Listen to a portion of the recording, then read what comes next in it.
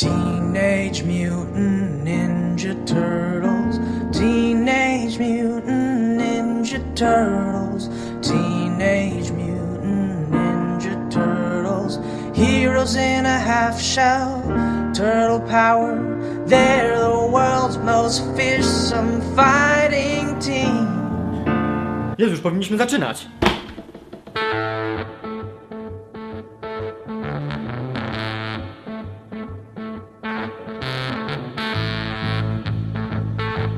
Witam w kolejnym odcinku Przemyśleń Niekrytego Krytyka Łabanga! Wojownicze Żółwie Ninja to jeden z moich ulubionych filmów z dzieciństwa. Zresztą wtedy każdy chciał być jednym z żółwi. Uwielbiałem wszystko, co się wiązało z tymi postaciami. Komiksy, bajki, ludziki, stroje. Moim ulubieńcem był Leonardo. Gdyby na początku lat 90. sprzedawano stare kiszone ogórki z niebieską opaską, prawdopodobnie błagałbym rodziców, żeby mi kupili. Pierwsze ujęcia wprowadzają nas w klimat miasta zżeranego przestępczością i wyjątkowo zuchwałymi kradzieżami. Rabusie zabierają nawet telewizor mamie LeBrona Jamesa, która notabene ogląda telewizję bez prądu.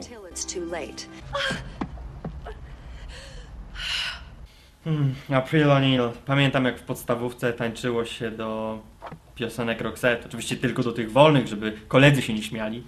I każdy marzył o tym, żeby chodzić, cokolwiek to znaczyło, z April O'Neil.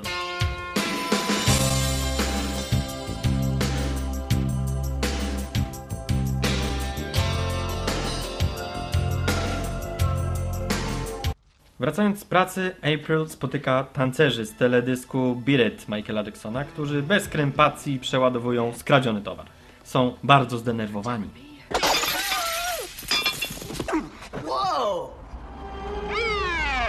Jak już było ciemno, to ten anonimowy bohater mógł ją...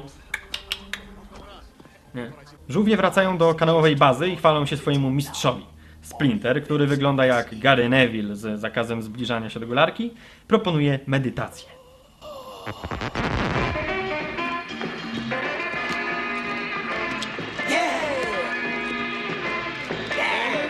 Kindersztuby uczył chyba Hołownia, chociaż z drugiej strony, gdyby tak wyglądały lekcje religii w liceum, to może ktoś by na nie chodził. Pomódlmy się. Jason! Where you going? Out to a movie. Jak tu idzie do kina? Przecież jest żółwiem. Chociaż jak założy maskę, no to przecież nie wyjdzie na miasto w kapeluszu samym, nie? Where did they come up with this stuff? Ginsu! Woohoo!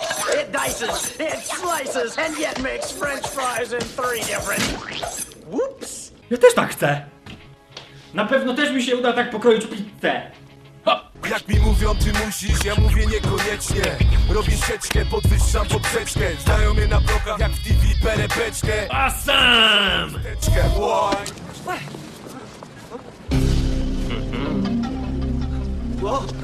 Przestraszył się noża? Indiana Jones wiedział, jak sobie radzić z takimi kolesiami. Nagle do akcji wkracza kolejny bohater. Skrzyżowanie piątkowego Jasona i ważki G. Penalty! 2 minutes for slashing. Hey, what are you, some sort of punker? Huh? Te żarty są tak kultowe, że brakuje im tylko dżingla. Cricket? Nobody understands cricket. I'll teach you. Rafael wraca do bazy, ale nie może iść spać, bo Splinterowi włączyła się jazda na wspomnienia. My Master Yoshi's first rule was... Mistrzem Splintera był...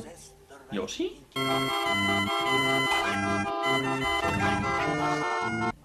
Okazuje się, że Rafael ma problemy z nerwami.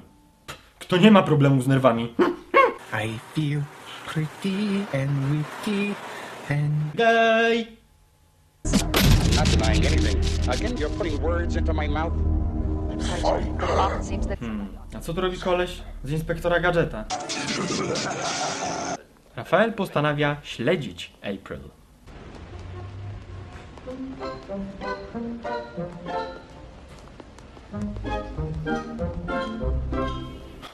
Dobrze, że ma gazetę, inaczej ktoś by się mógł zorientować, że to wielki zmutowany żółw. Przecież dobrze wiecie, że gazeta potrafi zmienić twarz nie do poznania. Na dworcu April spotyka gang much. for you, Miss O'Neill. What? Am I behind on my Sony payments again? Shut it. Rafael ratuje April z opresji i zabiera ją do kryjówki. Muchy to takie świnie, które w kanałach żółwi czują się jak ryba w wodzie.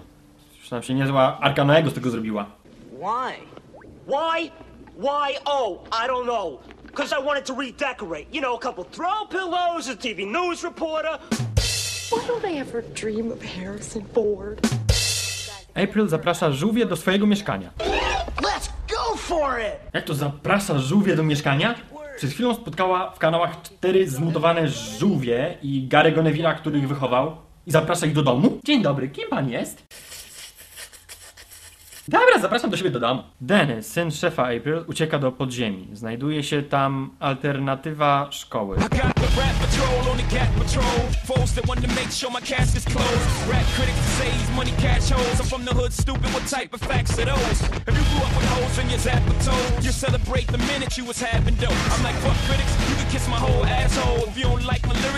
Gdzie to jest? A ja głupi chodziłem przez 8 lat do podstawówki.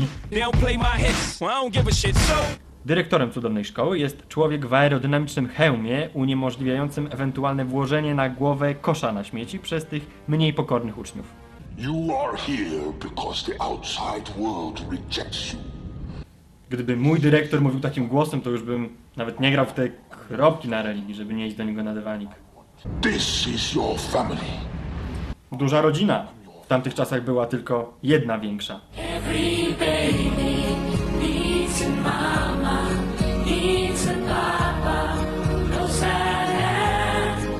Danny postanawia pomóc Shredderowi. Przecież człowiek, który wygląda jak Sub-Zero, nie może nie budzić zaufania nastolatka.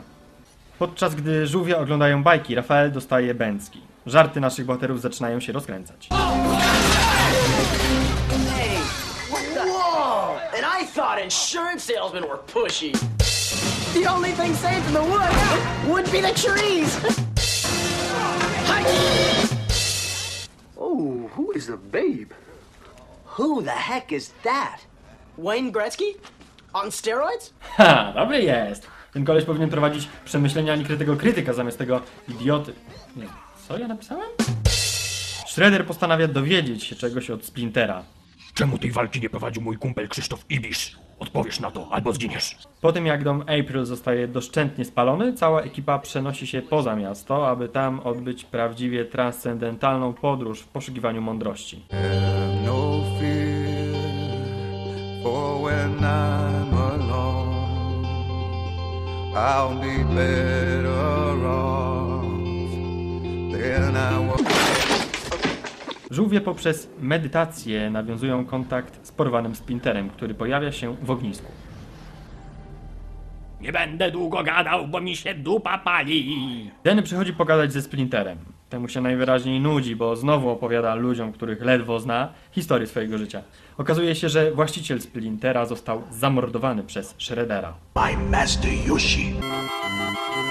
Muchy Shreddera wpadają do kanałów, ale to żółwie robią zadymę. A little to the right, a little to the left, one more time, a little bit more like that, and stop!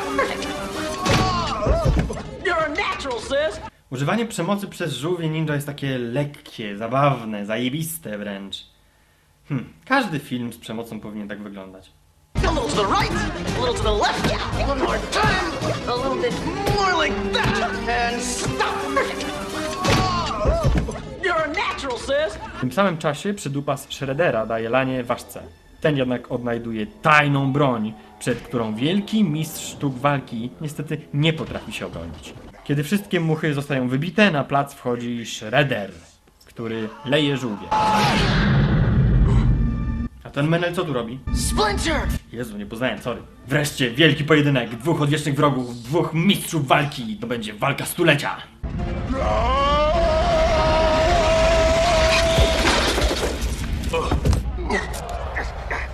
Walka stulecia? To już walka Gołota Adamek była lepsza. Wyobraźcie sobie, co by było, gdyby tak wyglądała walka czarnej mamby z Oren Ishii?